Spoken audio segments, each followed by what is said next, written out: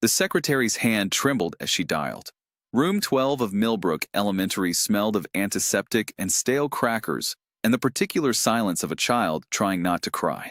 8-year-old Tommy Reeves sat on the nurse's cot with a split lip and 3 bruised ribs and said nothing, nothing at all, until Principal Sandrichin crouched down beside him and asked, very gently, for his emergency contact.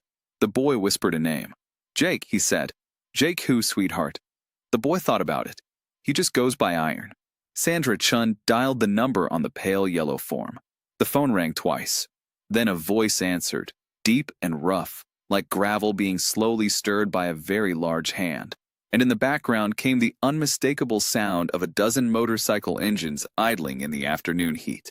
Sandra, who had a master's degree in school administration and had never once backed down from a difficult conversation in 15 years of professional life, felt something cold and primitive travel from the base of her skull to the small of her back. 22 minutes later, she would watch a 6'3" tattooed biker crouch down beside a small, injured boy and see the boy's face transform. Pain vanishing, replaced by the particular incandescent relief of someone who finally, completely, knows they are safe.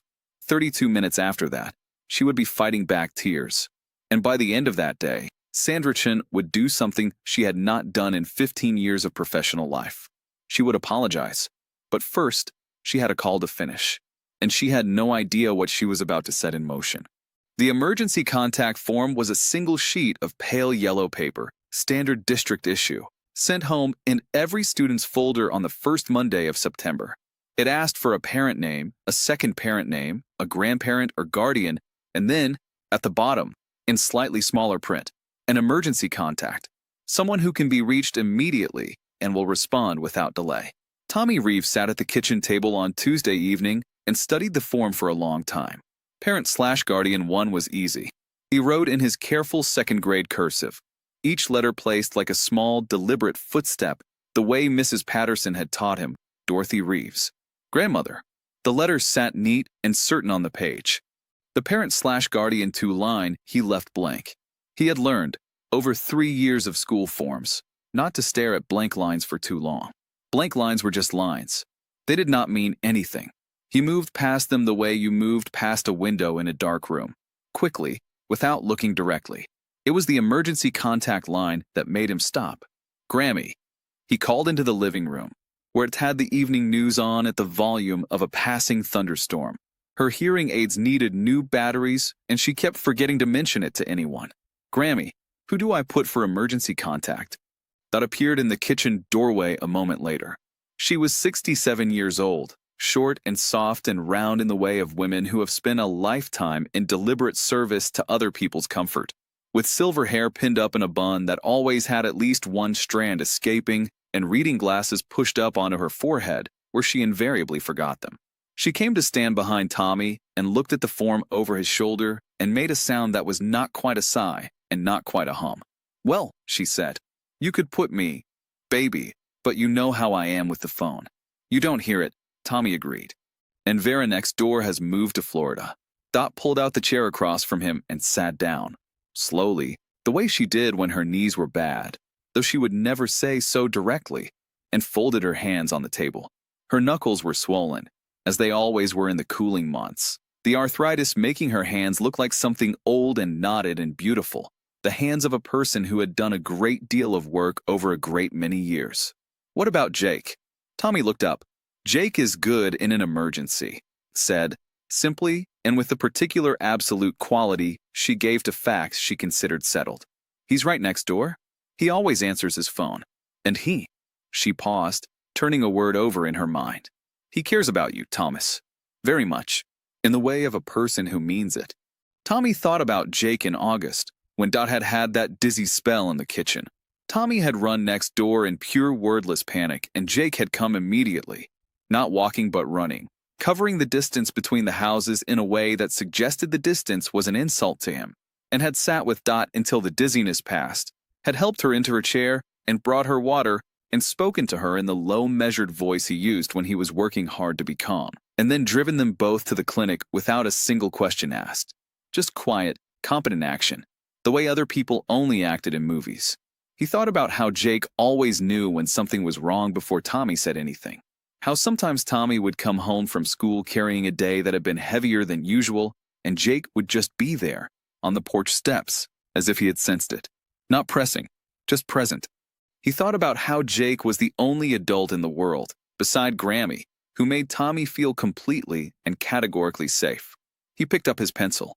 Jake Mercer, he wrote carefully. Goes by Iron. Next door neighbor. He wrote down Jake's cell number, which he knew by heart the way he knew his own birthday. Good, that said. She patted his hand once, twice. The deliberate pats of a woman who has more to say, but has learned the value of not saying all of it, and went back to her news. The form arrived on Principal Sandra Chen's desk 2 days later in a stack of 43 others from the third-grade rooms. Sandra read every form, every year, without exception, because she held the conviction, earned through 15 years in 3 schools, that what people wrote on school documents told you things that 10 parent-teacher conferences could not. She had caught a potential custody situation once. She had identified a child in an unsafe home from a single careful phrase in a contact note. She read Tommy Reeves's form and stopped. Emergency contact, Jake Mercer. Goes by Iron. Next door neighbor. She read it again. She knew the name. Not personally, but by the silver Harley parked regularly at number 14 on Birchwood Lane when she drove past on her way to the grocery store. And by the leather cut with the chapter insignia she had glimpsed once from her car window, the Iron Cross insignia, and the words Rocky Mountain chapter beneath it. She knew the reputation that attached to that insignia the way moss attached to certain stones, not always accurately, but persistently. She set the form to one side of her desk. She told herself it was nothing to worry about.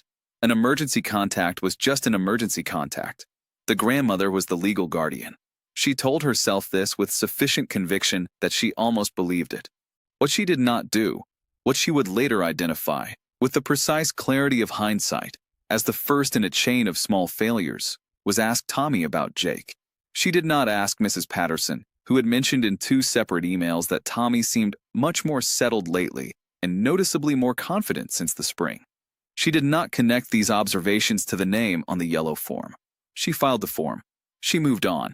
What Sandra also did not know, because she had not asked, and Tommy would not volunteer it, was that Tommy Reeves had been systematically targeted by 2 boys in his class for almost 11 months. Derek Ashworth and Cody Marsh had started with small and deniable things. A snack gone from a bag, a foot in a hallway, the word orphan deployed and a voice calibrated to stay below teacher detection. They had escalated through the spring and into the new school year with the specific confidence of children who have learned that consequences are for other people. Derek had learned this from simple observation. His father, Richard Ashworth, sat on the school board, had donated significantly to Millbrook's renovation, had his name on the scoreboard in the new gymnasium, and golfed with the superintendent every 3rd Thursday of the month. Vice Principal Harold Brooks knew about the bullying. Mrs. Patterson had brought it to him 3 times. Each time, Brooks had looked into it and found insufficient evidence of targeted behavior and sent a vague email about maintaining positive school culture to the relevant classroom. Each time, Richard Ashworth had called the school within 48 hours. Each time, the matter dissolved quietly, like sugar in warm water. Tommy had stopped reporting it 6 months ago. Instead, he had learned to carry the hours of school the way you carried something heavy and unavoidable, not comfortably, but with a kind of sustained endurance. He had learned this from Jake, in the way you learned most things from Jake. Not through instruction, but through observation. Watching the way that large, careful man moved through a world that misread him constantly, carrying his invisible weight with a steadiness that Tommy had decided, quietly and deliberately, to try to imitate. He was 8 years old. He was doing his level best. On the 3rd Thursday of October, Derek and Cody caught him alone in the boys' bathroom near the gymnasium. Tommy's best was not sufficient for what came next. 6 months earlier, early April, the last of the winter's gray finally releasing Birchwood Lane with reluctance, patches of dead lawn beginning to show the first cautious green beneath. Tommy had been sitting on the front porch steps with a library book when the moving truck came. He set the book aside and watched without pretense of not watching, because he was 8 and watching things was one of the great available pleasures of being 8. The men carried in furniture swathed in moving blankets. boxes stacked with engineering ambition. They worked steadily. And then, last of all, a separate trailer arrived, and off its ramp came a silver Harley-Davidson Road King, ridden by a man so large he made the motorcycle seem like a reasonable accessory rather than a mode of transport. Tommy's first thought was simply, enormous. Not afraid, just observational, the honest first impression of a child who had not yet learned to dress his observations in polite language. Enormous, heavily tattooed, wearing a black leather vest over a dark thermal shirt despite the cold morning, with a beard that came down past his chin and mirrored sunglasses, and an atmosphere suggesting that he had not specifically requested company and would not be devastated by its absence. Every other house on Birchwood Lane watched from windows. Tommy could feel them watching, the particular curtain shift energy of a street collectively deciding what something meant. Then the screen door opened behind him, and Dot was there with a plate wrapped in aluminum foil, still warm from the oven. Tommy could smell the cardamom through the foil. "Go take that over," she said. "Grammy, he looks like a man who's been moving since before breakfast and would appreciate some shortbread." There was no negotiating with Dot when she used that particular tone. It was the tone of a woman who had long since worked out the correct course of action and was simply waiting for the rest of the world to catch up. "Go." Tommy went. He crossed the lawn and stood at the edge of the driveway. The large man had his back to him, crouching beside the motorcycle with the focused deliberation of someone performing surgery on something they cared about. He did not look up. "Excuse me," Tommy said. "Nothing." "Excuse me, sir?" The man turned. The sunglasses were off now, hooked in the neck of his shirt, and his eyes were the color of old denim, a faded blue-gray that had been washed too many times. Up close, the tattoos were detailed and numerous. Names and dates and images that Tommy couldn't read all at once, the way you couldn't read a whole book in a single glance. The face was not unkind. It was guarded in the way of something that has learned caution from experience. And there was something in those faded eyes that Tommy recognized immediately, with the quiet certainty of a child who has learned to read the signs without knowing their names. He had seen that look in Dot's eyes on the nights she forgot to close the door to her room and sat with the photograph of his parents on the mantelpiece and didn't know anyone was looking. He had seen it in his own reflection sometimes, before he learned to look away fast enough. It was the look of someone who was carrying something they could not put down. "My grandmother made these," Tommy said, holding out the plate. "She makes them for new neighbors. She says it's polite."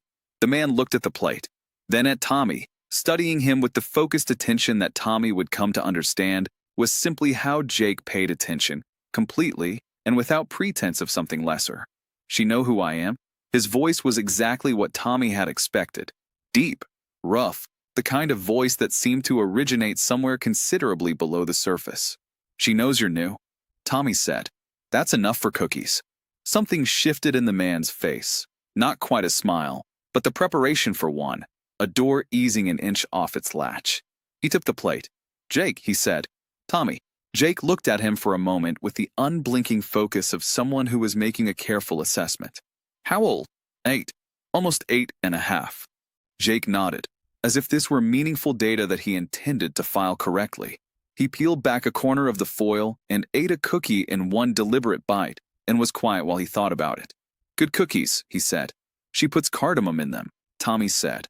"Most people don't know what the taste is." "No," Jake said. "They wouldn't."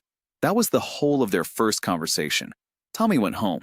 But the next afternoon, coming home from school, he sat on his porch steps the way he always did, because the house was quiet inside and the steps were better for the particular type of nothing that needed to be sat with. And he noticed that Jake was on his own porch steps, doing nothing in the specific and practiced way of a man accustomed to it. Tommy raised a hand. Jake raised a hand. They sat on their respective steps, 2 houses apart, not talking, for 40 minutes.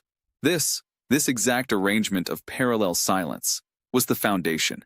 It grew the way real things grow, slowly, without announcement, through accretion of small, reliable actions.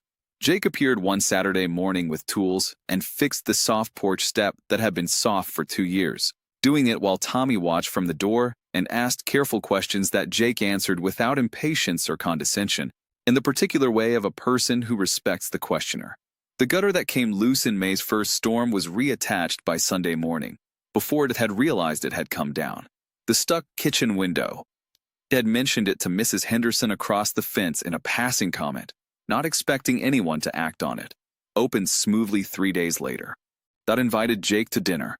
He came to the door hat in hand, filling the kitchen doorway, and sat at the table and ate 3 helpings of pot roast with the careful, good manners of a man who has spent a long time eating alone and is being deliberate about not being a problem.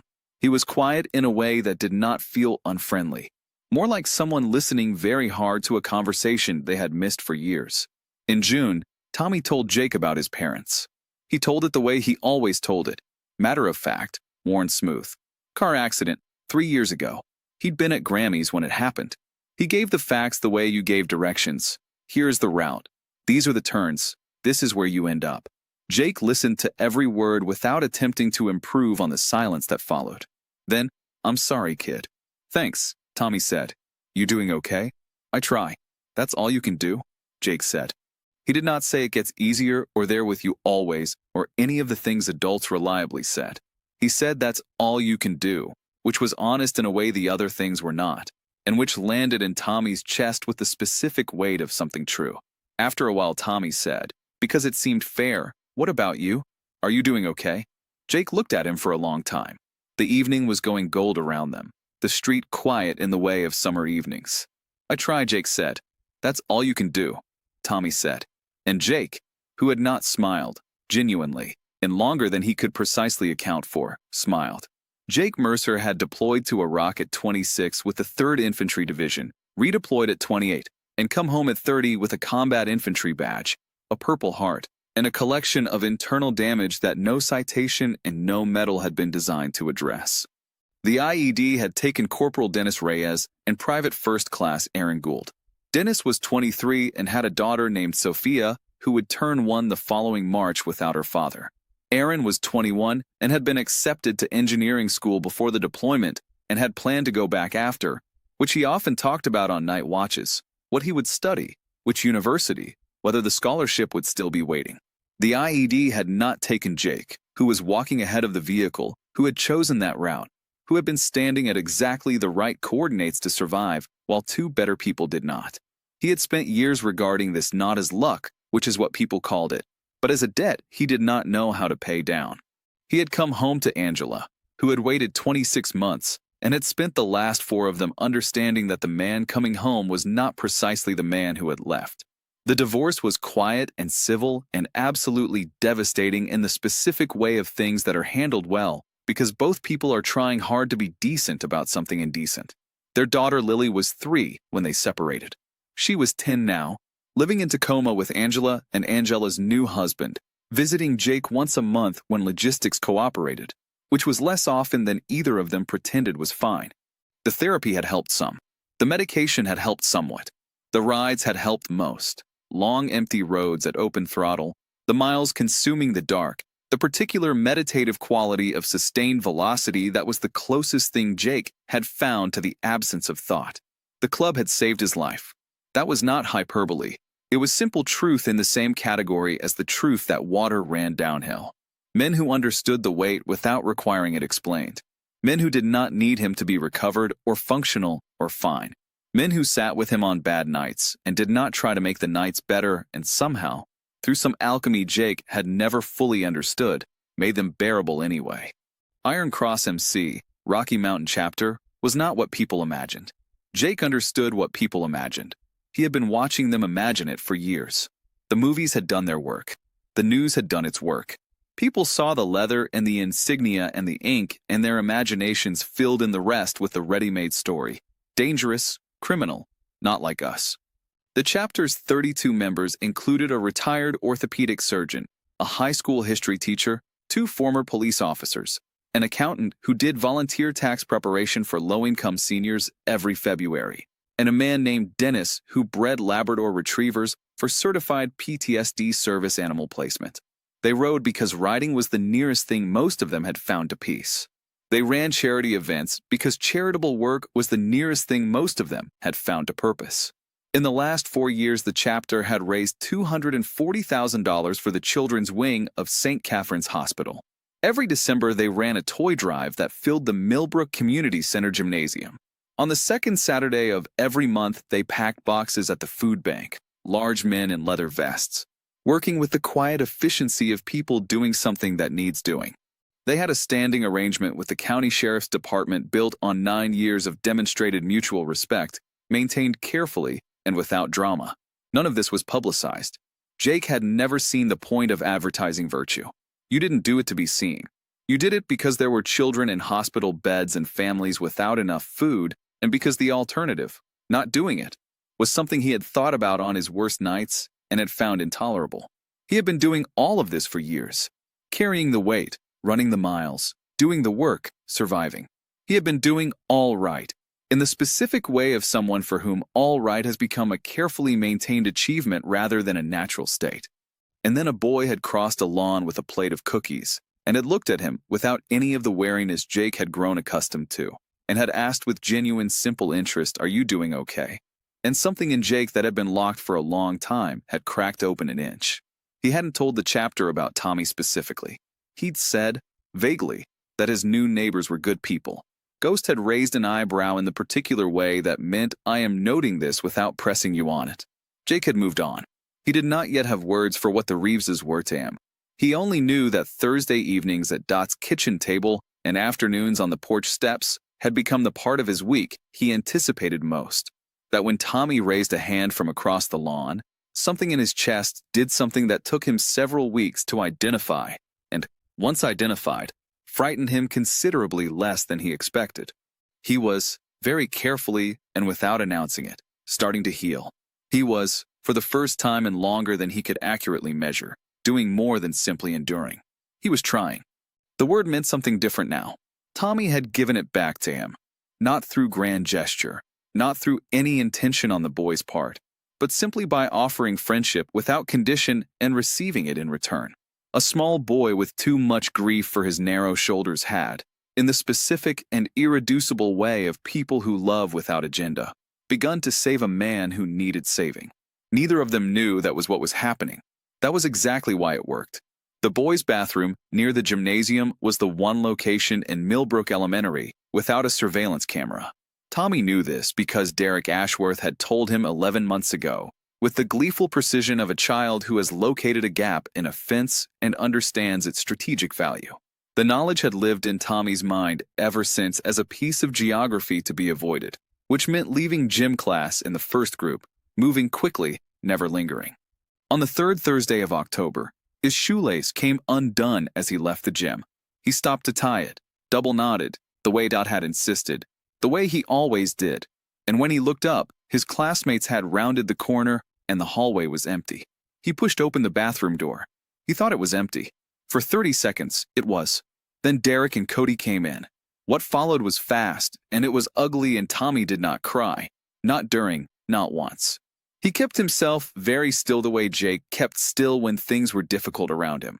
The way Tommy had watched Jake hold himself completely motionless when Richard from 3 doors down shouted at his kids in the driveway at midnight, and Jake was outside and heard it and went very still rather than doing the thing he clearly wanted to do.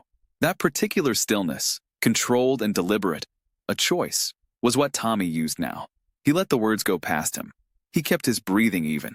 But when Derek shoved him hard into the tile wall, hard enough that his head bounced off the ceramic with a sound that was briefly very loud, and Cody threw a punch at his ribs that was small and precise and vicious in the way of boys who have done this enough to know where it hurts most, Tommy went down to one knee on the tile floor. He kept breathing. He focused on the floor. Double-knotted, he thought, which was not a useful thought, but was the thought he had. Still tied. They were gone 30 seconds later, laughing in the uncomplicated way of boys who have not yet been required to live with themselves long enough to understand what laughter like that becomes. Tommy took stock on the bathroom floor. Split lip, not deep, already clotting. Ribs, catching badly when he breathed, sharp and insistent. Head, ringing slowly toward clarity. He stood up with care, ran cold water on his lip until it stopped bleeding, looked at himself in the bathroom mirror for a long moment. The boy in the mirror looked back at him. Not broken, a little wrung out. Still there. "That's all you can do?" the mirror boy said, silently. Tommy nodded and went to the nurse's office. He told Mrs. Garcia he had slipped. Mrs. Garcia was good at her work in the particular way of people who have spent 20 years in the specific intersection of children and harm, and she looked at Tommy's lip and the way he was holding his rib cage and the specific careful quality of his stillness and did not accept this explanation. She had seen enough children who slipped to know the difference between that and this. "Tommy," she said, in the gentle but direct tone she reserved for moments that mattered. "I need to call someone. Who would you like me to call?" He thought about who would come immediately. Of course she would. She always would. But who would be frightened in a way that was not good for her heart, which was already working harder than it should? He thought about the school office, and Mr. Brooks, and the elaborate, careful choreography by which nothing had ever actually happened on those 3 previous occasions. "Jake," he said. "Jake who, sweetheart?" He considered it. "He just goes by Iron." Mrs. Garcia retrieved the emergency contact form. She went to find Principal Chun. Sandra Chun attempted Dot's number 3 times. 3 rings, voicemail, each time. She stood in the nurse's office with the yellow form and Harold Brooks in the doorway and Tommy sitting on the cot, holding an ice pack to his lip with careful, uncomplaining patience, and made a decision. She dialed the second number. It rang twice. Yeah. The voice was exactly as she had, somewhere in the back of her mind, imagined, deep and rough. The voice of a man who did not ornament his answers. And in the background, the unmistakable sustained thunder of multiple motorcycle engines. "Mr. Mercer?" Her voice was professionally steady. "This is Principal Sandra Chun calling from Millbrook Elementary. I'm calling regarding Tommy Reeves." The voice on the other end changed, not in volume, but in quality, something shifting beneath the surface. "Is he hurt?" "How bad?" "He's stable. He's in the nurses. I'm coming. 15 minutes. Don't move him." The line went dead. Sandra stood holding the phone for a moment. Don't move him. Not what happened. Not who was responsible. Not the standard sequence of questions she heard from every parent and guardian in situations like this. Just, is he hurt? How bad? I'm coming. Don't move him. Field assessment and immediate action. The priorities of someone who has operated under pressure in situations where the order of questions matters. She looked at the phone. She looked at Harold Brooks. "Make sure the front entrance is staffed," she said. She had no idea yet what she was preparing for. 12 minutes. Sandra had positioned herself at the front entrance, telling herself it was to manage the arrival before it reached the building, telling herself she was being professionally proactive, telling herself several things that were all partly true and one thing she did not tell herself, which was that she needed to see him coming because the alternative, being surprised, felt like a worse option. The first motorcycle rounded the corner of Cedar Street, moving at a perfectly legal, measured speed. Then a second. Then a third. By the time the loose formation had pulled into the Millbrook Elementary lot, Sandra counted 11 motorcycles pulling into the visitor spaces with the unhurried precision of people who have parked in formation many times. Behind her, she heard Deborah from the front office say something in a low, urgent voice. She couldn't catch the words, only the tone. Jake Mercer parked directly in front of the main entrance. He was off the bike before the engine finished idling, moving toward her with the particular ground-eating stride of a man who is managing his pace because going faster would frighten people, and he knows this and has made a deliberate choice. He wore his leather cut over a dark shirt, the Iron Cross insignia clear on his chest, and he was every bit as large as Sandra had expected and somewhat more controlled, and he stopped 2 feet in front of her and said, without preamble, "Where's Tommy?" Sandra had prepared something. A statement about protocol, about the school's security procedures, about the process by which emergency contacts were. She looked at his face. Jake Mercer's face was the face of a frightened man. Not frightened in the way people in movies were frightened. Not wild-eyed, not unraveling, but frightened in the way of soldiers and trauma surgeons and parents who have received phone calls. A controlled, contained, working fear, processed efficiently into forward motion. His jaw was set. His eyes, that faded denim blue, were focused on her with an intensity she felt as physical pressure. He was not angry. He was not aggressive. He was afraid for Tommy. Not performing concern for an audience. Not performing anything. Afraid. Her prepared statement did not survive contact with that face. "Follow me," she said. Behind her as they entered the building, She could hear the chapter organizing itself with the disciplined quiet of people who understood how they were perceived in spaces like this and were working, actively and without resentment, not to make anyone more afraid than they already were. She heard Brooks make a strangled sound that she filed away to address later. Jake walked beside her through the main corridor, matching her pace with the awareness of someone who has spent years being conscious of how much space he occupies. He paused at the security panel. She noticed his hand went directly to the keypad without glancing around for it. The practiced automaticity of someone who had been here before, signed in, and fell into step again without comment. His ribs, he said. Bruised, we think. Mrs. Garcia assessed, left or right side. She blinked. I'm not sure. Okay. He filed this and kept walking. Derek Ashworth, he said. It was not a question. She hesitated. His eyes came to her. I'm not going to do anything, he said. The steadiness in his voice was complete. Not the performance of steadiness, but the real thing, the kind built over long years of necessary practice. I want to understand what Tommy's been dealing with. For his sake. Not mine. She told him Derek's name. Something moved in his expression, a recognition that darkened briefly before being controlled. But he said nothing and kept moving. The nurse's office door was open. Tommy was on the cot, ice pack at his lip, and he was sitting with the particular alert stillness of a child who is listening for something specific. When Jake appeared in the doorway, what happened to Tommy's face was the most unexpected thing Sandra Chun had seen in 15 years of professional work with children. He went from taut to loose, from armored to open, like a fist releasing, like a breath let out after a very long time of being held. Hey, bud, Jake said. His voice had changed register, still deep, still rough at the edges, but carrying now a softness below the roughness, the way a large, capable hand can be also perfectly gentle.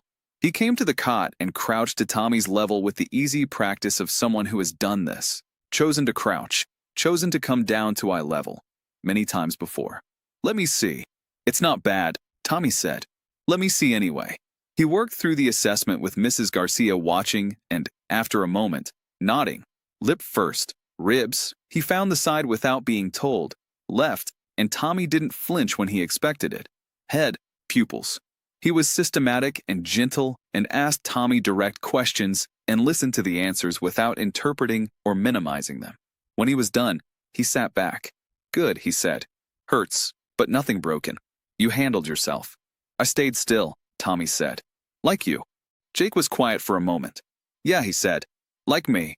He put one large, heavily tattooed hand briefly on Tommy's head. Not a ruffle, not a performance, but a brief contact that communicated, with absolute clarity, you are here. You are safe. I have you. And stood. He turned to Sandra Chun. Now, he said, with the same quiet steadiness. Tell me about Derek Ashworth. In the parking lot, Ghost, Paul Whitfield, former Army medic, current licensed EMT, wearing a leather cut over a collared shirt and carrying the particular unhurried calm of a man accustomed to triage, had organized the rest of the chapter into a loose and demonstrably non-threatening arrangement by the bikes. Most of them were leaning or sitting, talking in the easy manner of men practiced at waiting. Tiny, Marcus Webb, 6'5", built with the generous proportions of a man who had played defensive tackle for 2 years before the Army, was crouching beside 2 third-graders from the after-school program who had wandered over from the far side of the lot, drawn by the irresistible gravity of 11 motorcycles and the general electric quality of something unusual happening. He was showing them something on his phone. They were laughing.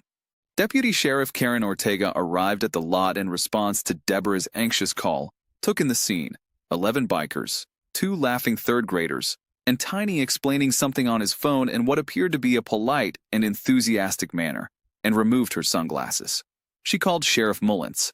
Ray, 11 Iron Cross members in the Millbrook Elementary lot. You want to walk me through this? Is Jake there? Big guy, gray eyes. Correct. Stand down. I'll be there in 10. She stood down. Richard Ashworth arrived at 3:47 p.m. in a silver Mercedes with a personalized plate and a pressed collared shirt and the expression of a man who has walked into complicated situations many times and walked out of them with his original position intact. Harold Brooks had called him. This was not surprising. Harold Brooks called Richard Ashworth the way some people called their lawyers, reflexively, as a first response to difficulty rather than a last. Ashworth moved through the entrance with the proprietary ease of a major donor. The new gymnasium scoreboard carried his name in 12-inch letters, and stopped in the main corridor when he registered the sight of Jake Mercer standing outside the nurse's office with the particular motionless composure of someone who has been waiting and has not found the wait problematic. He looked at Jake. He looked at Sandra beside Jake. He did the rapid calculations of a man accustomed to rapid calculations. "Sandra," he said, in the tone of someone who has not yet decided whether the person they're addressing is an ally or an obstacle. His eyes did not move to Jake. "What's happening here?" "Your son assaulted an 8-year-old boy," Jake said. Ashworth looked at him then, a deliberate, categorizing look, the look of a man who is assessing what class of problem he is dealing with. "And you are?" "Emergency contact," Jake said, "for the boy your son assaulted."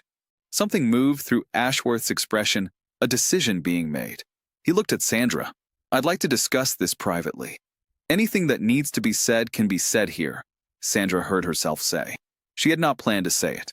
She had been standing in this corridor for 22 minutes watching Jake Mercer be methodical and careful and focused entirely and exclusively on Tommy, not on himself, not on how he appeared, not on any of the things she had expected, and something in her understanding of this situation had shifted in a way that did not shift back. "Sandra," Ashworth began, "this is the 4th documented incident of your son targeting Tommy Reeves," Sandra said. Her voice was level. "Mrs. Patterson has reported it 3 times. I've been reviewing those reports while we've been standing here, and I'm asking myself some questions about how they were handled." She did not look at Brooks, because looking at Brooks would make this about Brooks, and it was not about Brooks.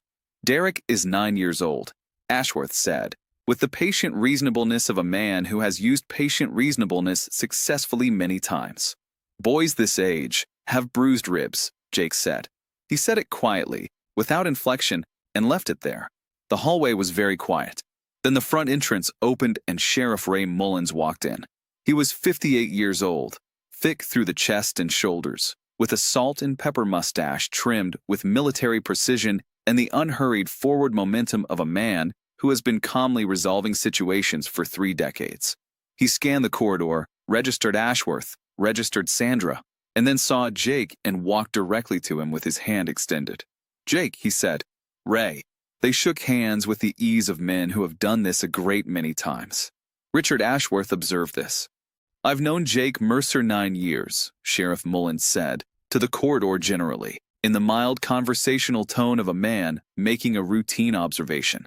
"Iron Cross MC, Rocky Mountain Chapter, has raised over $240,000 for St. Catherine's Children's Wing in that time." He let this sit a moment. "They run the annual toy drive at the community center. I believe several people in this building have taken their kids to pick up toys from that drive." He looked at Sandra. "2 of your staff members send their children to Marcus Webb's youth boxing program." "Tiny coaches there," Jake said. "Right. And the food bank. 2nd Saturday of every month." "Right." Mullins turned to Ashworth with the pleasantly implacable manner of a man who is holding a good hand and is in no hurry whatsoever. "Mr. Ashworth, I understand your son was involved in an incident today. These things happen with boys," Ashworth said. "It's the 4th incident," Sandra said, "in 11 months. The previous 3 were reported and not resolved. I'm asking why." She was looking at Brooks now.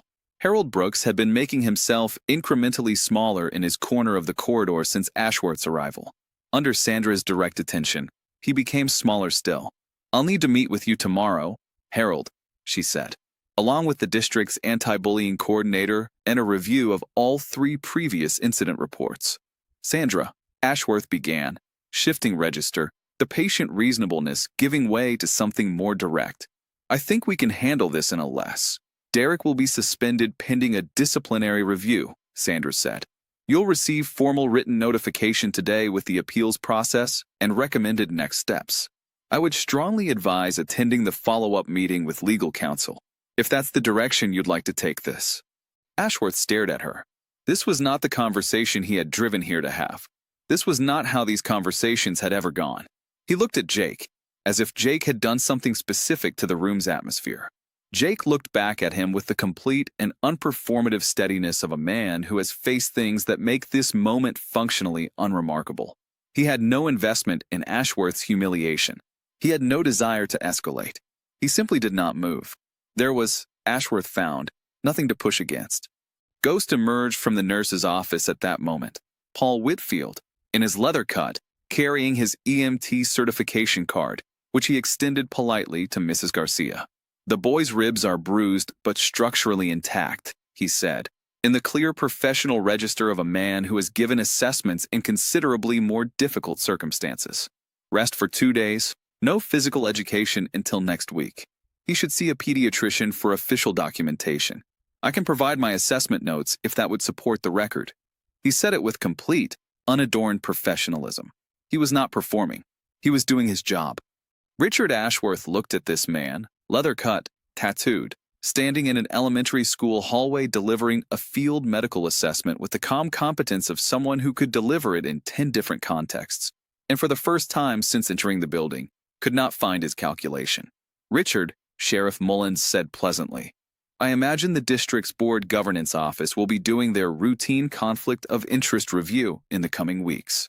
Those reviews are comprehensive. They tend to include a full record of any matters where a board member's child was involved in reported incidents." He paused. Thorough process. Very complete. Ashworth left 11 minutes later. He said nothing on his way out. The door closed behind him. In the corridor, the silence that followed was different from the silence before. Lighter, the specific atmospheric relief of a pressure system that has finally broken. Tommy appeared in the doorway of the nurse's office, ice pack in hand, and looked at the now empty corridor and then up at Jake. "Is he gone?" "He's gone," Jake said. Tommy considered this. "Okay," he said. Dorothy Reeves fed 11 bikers pot roast and roasted potatoes and greens and cornbread, and then she fed them again, because she had calculated correctly from the moment Jake called to say he was bringing people home that people in Jake's context meant large men who ate in proportion to their size. The kitchen table was extended with the leaf from behind the sofa. The dining room chairs were supplemented with kitchen chairs and porch chairs, and an ottoman that Tiny sat on with the dignified composure of a man who refuses to let furniture diminish him. The bikers of Iron Cross MC ate Dot's food and talked and laughed, and when Dot moved among them asking questions, "Where are you from? Do you have family nearby? What do you do?" they answered her with a gentleness that was not performance. It was simply what happened when someone treated them like people. Most of them had not been asked these questions in settings like this for some time. They answered with the full and honest responses of men who were grateful for the asking. Tiny and Dot talked for 45 minutes about the youth boxing program. He described it in detail, the curriculum, the emphasis on discipline and self-regulation over competition, the scholarship places for kids who couldn't afford the fee, and Dot listened with the focused attention she gave to anything she was seriously considering. And at the end, she looked at Tommy across the table and raised her eyebrows. Tommy raised his eyebrows back. This was their system for yes. "We'll be there Saturday," Dot told Tiny. "Yes, ma'am," Tiny said, and looked quietly delighted. Ghost sat on the porch steps with Sandra Chun, who had followed the convoy to Birchwood Lane in her own car because she had felt, strongly, without being able to fully account for it, that she needed to be here for the rest of this. That leaving felt wrong in a way she couldn't rationalize away. They drank coffee from Dot's mismatched mugs and watched the street go amber in the evening light. How long was this going on? Ghost asked. The bullying? Nearly a year. With the board member running interference. Yes. She held the mug with both hands. I told myself it was being handled. I knew about the reports. She stopped. Tried again. I told myself what was convenient to tell myself. Ghost was quiet for a moment with the particular patience of a man who is accustomed to waiting for people to arrive at things. "We all do that," he said. "It's what we do instead of the harder thing. The harder thing being looking directly at what's in front of you and doing something about it even when the doing is complicated." She looked at him. "You're very direct." "I was an army medic," he said. "You learn to be direct about damage or people die. Carries over." "I'm going to fix it," Sandra said. "I know you are," he said. "I could see that in the hallway when Ashworth came in." "How?" "Because when he started talking, Ghost said, you stood between him and that boy. Not physically, but you put yourself between them, and you didn't move." He looked through the window where Tommy was in the living room, showing Tiny his collection of toy motorcycles, each one labeled in Tommy's careful handwriting. Tiny crouched down at eye level, examining them with apparent genuine interest. Some people do that. Most don't. Sandra Chun, who had not cried at work in 15 years, looked at the middle distance of Birchwood Lane and breathed carefully for a moment. Jake found her before she left. They stood on the porch in the October evening, and he was quiet for a while, which was simply how he was. Silence is preparation rather than evasion. "I know what you assumed when you saw the form," he said. "My name on there." She started to say something, to apologize, or to explain herself, some combination of both, but he shook his head once. "I'm not saying it to make you feel bad," he said. "I'm saying it because it's the assumption. It's always the assumption. I've been watching people make it for years." He looked at the street. The motorcycles stood in the last of the evening light in a row, silver and black and chrome. "I understand it. I know what we look like. I know what the movies have taught people to see when they see us. That doesn't mean..." "No," he agreed. "It doesn't make it right. I'm just saying I understand where it comes from." He was quiet again. "What I'm asking for is a bigger box. That's all." "I'm going to do better," she said. "I know." He looked at the window. Tommy was visible in the light, animated, happy, demonstrating something to Tiny with both hands while Tiny nodded with deep seriousness. Tommy knew that already. He's a good judge of people. "He is," Sanders said. "He chose you, didn't he?" Jake looked at the window for a long moment. His face, in the evening light, was open in a way it wasn't during the day. The way a landscape looks different in a particular quality of light. Things visible that were not visible before. "Yeah," he said, very quietly. He did. Harold Brooks submitted his resignation 4 days after the incident, citing personal reasons. The district's anti-bullying compliance officer conducted a full review of Millbrook Elementary's incident reporting for the previous school year. The findings were detailed and uncomfortable. Richard Ashworth was not asked to resign from the school board. Instead, conflict of interest provisions in the district's governance policy were formally invoked, requiring his recusal from any matter relating to Millbrook Elementary. The compliance review, once made public as regulations required, created enough civic and parental attention that Ashworth chose not to seek re-election at the following cycle. He made this decision quietly, without public explanation. Derek Ashworth returned to school after a 5-day suspension and mandatory sessions with the district counseling team. He was 9, still young enough for a different direction, if the adults around him committed to providing one. Mrs. Patterson, who had requested and been granted a direct reporting line to Sandra's office, watched carefully. She was good at her work. She intended to continue being good at it. Tommy's ribs healed completely in 8 days. On the 9th day, he returned to PE and ran the mile faster than he ever had, and could not entirely explain why, except that he felt like he was carrying something less, like a weight that had been distributed more fairly, like the kind of lightness that arrives when people who should have been doing their jobs finally start doing them. In late November, going through the school's donation records as part of a broader administrative review, Sandra Chin found something she had never previously noticed. For 4 consecutive years, an anonymous cash donation of $300 had arrived in October at the school's Lunch Assistance Fund, the program that ensured no child was denied a meal for inability to pay, in an envelope with no return address. She drove to Birchwood Lane. She knocked on the door at number 14. Jake answered. He was holding a wrench and had grease on one forearm. He looked at her and waited. "The lunch fund," she said. He was quiet for a moment. "Tommy eats lunch," he said. She looked at him. She understood. "Thank you," she said. "Don't," he said. "Just make sure all the kids eat lunch." "They do," she said. "They will." He nodded. She went home. They did not discuss it further because there was nothing more to say. 1 year later. September. The morning came in clear and cold, carrying the particular quality of early September, pencils and possibility, and the particular productive anxiety of new beginnings. The light through the kitchen window on Birchwood Lane was the golden, slightly sideways light of a sun that had not yet fully committed to the day.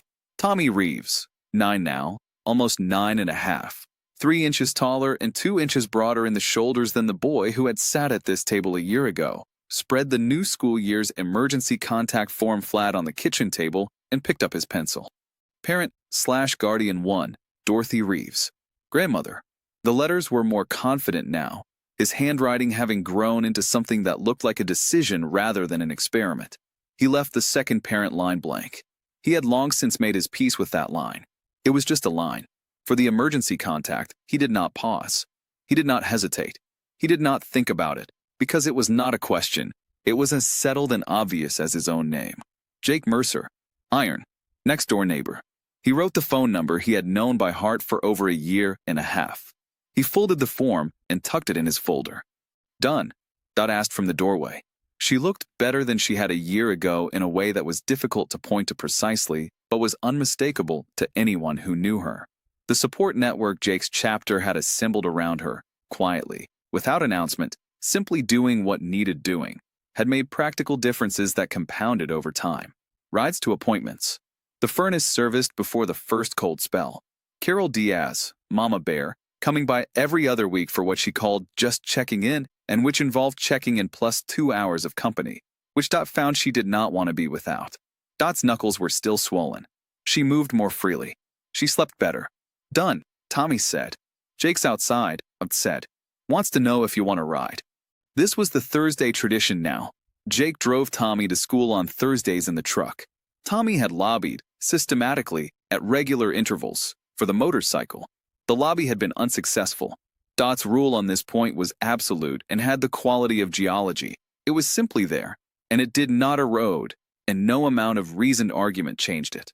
Lily's visiting this weekend, Tommy said, shouldering his backpack. I know. That was already opening the recipe drawer. I'm thinking waffles Saturday. She likes waffles? Everyone likes waffles, Dot said, with the serenity of someone who has resolved this question permanently. Tommy paused in the kitchen doorway. Something made him look back at Dot, not any particular thing, just a surplus of feeling that had to go somewhere. She was at the counter already, her back to him, her hands moving with their familiar deliberate care. Brammy. I think Jake's going to be okay, he said. Not just trying. Actually okay. Dot was quiet for a moment. Still, her hands resting on the counter. She did not turn around, but something in the set of her shoulders changed. I know, baby, she said softly. Tommy went outside. Jake was leaning against the truck in the thin morning light, looking at something on his phone with the particular expression Tommy had learned to read. Lily has called. There were currently voice messages from Lily and texts from Lily and a hand-drawn picture Lily had photographed and sent, all of which Jake read and reread with the careful frequency of a man trying to memorize something he cannot keep permanently. He was better about this than he used to be. He called back quickly now. He had stopped letting the calls pile up, the way he had when the pile had seemed safer than the conversation.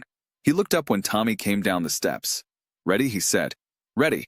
Tommy climbed in. Was that Lily? Voice message. Jake started the engine.